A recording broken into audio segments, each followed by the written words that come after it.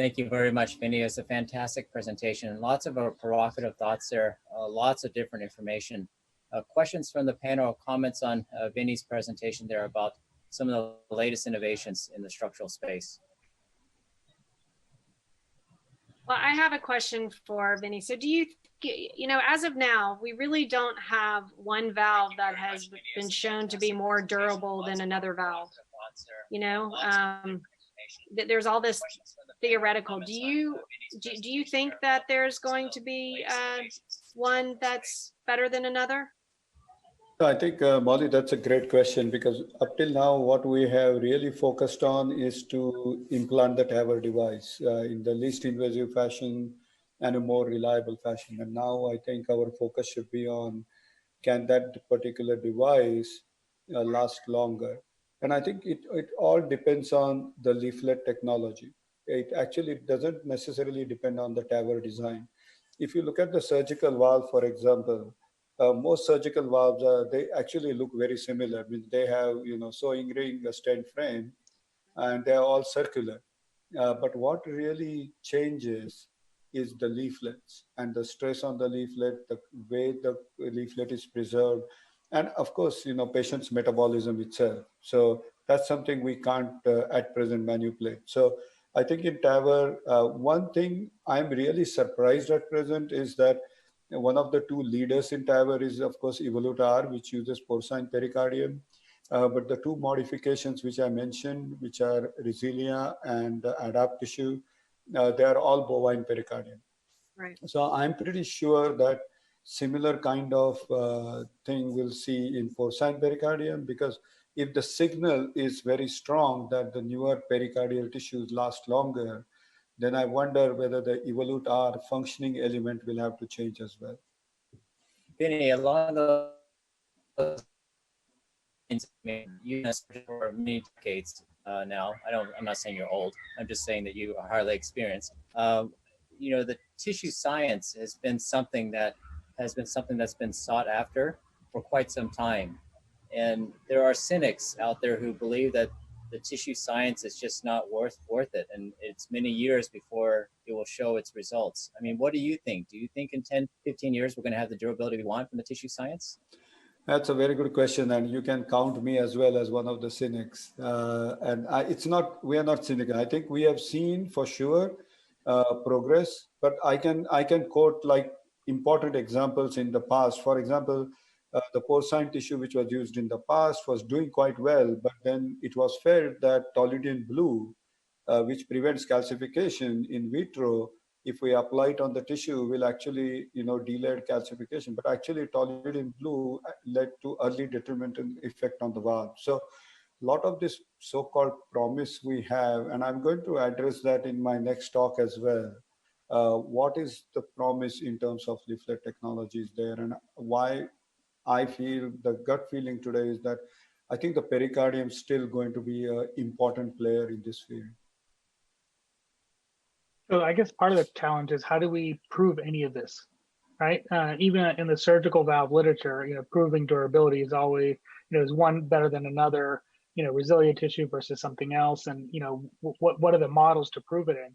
And I guess in the next lecture, you didn't mention here polymer valves at all. Is that you're going to talk about that in the next talk? Yeah, indeed. Yeah. And how do you prove the science here? Yeah, how do you prove the science?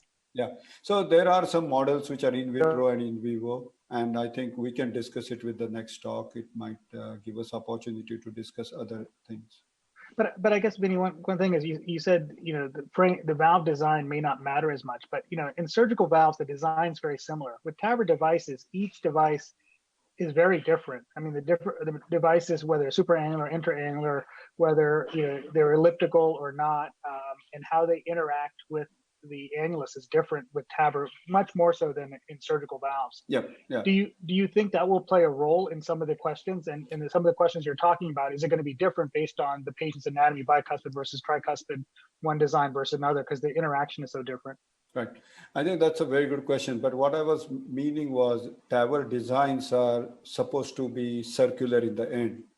We don't deploy TAVR. Means if you look at every TAVR design, it's actually circular in the end. The only design which really differs is actually Evolut R, where I always say that the nadir of the cusp and the tip of the cusp is slightly flared.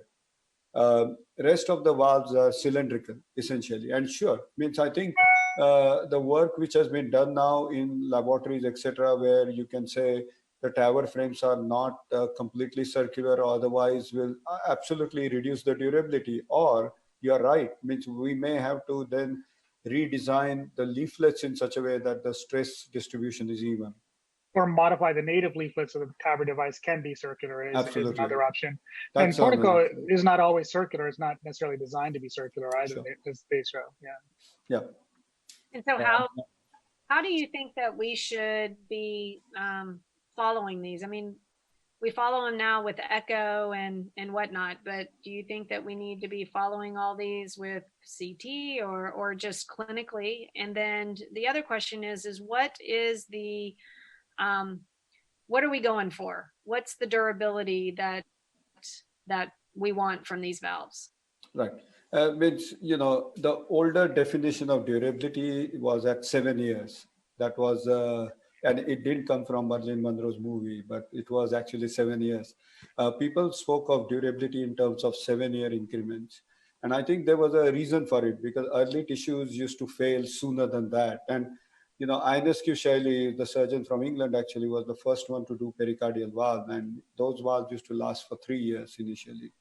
Now, I think the critical thing is I'm slightly worried about the new definitions of durability, which are being, you know, every 2 years we are getting, or 1 year we get new definition. I heard there's WAC 3 now coming through a definition.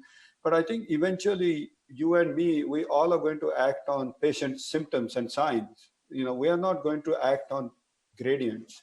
I think that's important. But one critical point is that I feel at some point we should do a post-op CT, because if you find, say, for example, in a bicuspid valve, and we all have seen cases, right, where the valves look circular in one dimension, but in other it's pinched.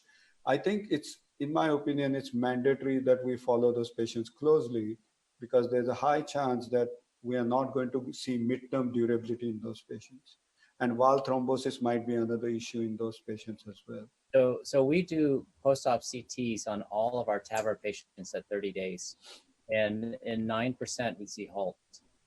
And we empirically put them on Coumadin, but we have no idea really what the benefit of that is. But we do it just because we know that halt can happen and we monitor for it, thinking that it may have an effect long term. I'd be curious to know if any of you do that out there as part of your routine practice. So we do it if there's a big change in the gradient. So on the 30-day echo, if there, or 1 year echo for that matter, if there's a, you know, I don't know, we arbitrarily made like a 10 millimeter gradient, or if the if we look at the echo and think that something just doesn't look right, then we'll do a CT. And we do the same thing. We empirically put them on Coumadin. But how long do you, if they have halt, how long do you put them on? And when do you repeat their CT and then take them off? So we put them on and then bring them back in 3 to 6 months. We see, and if the halt's gone, then we make a decision about taking them off the Coumadin or not.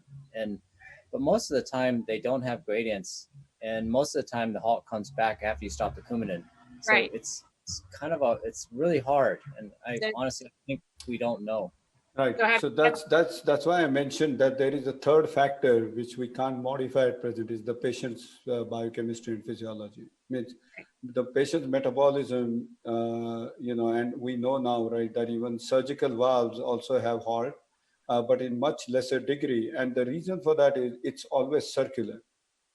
So I think the closer we get to circularity, you probably will see less halt, is the feeling. We don't know yet, because I think this is the opportunity to test that with post-operative CTs.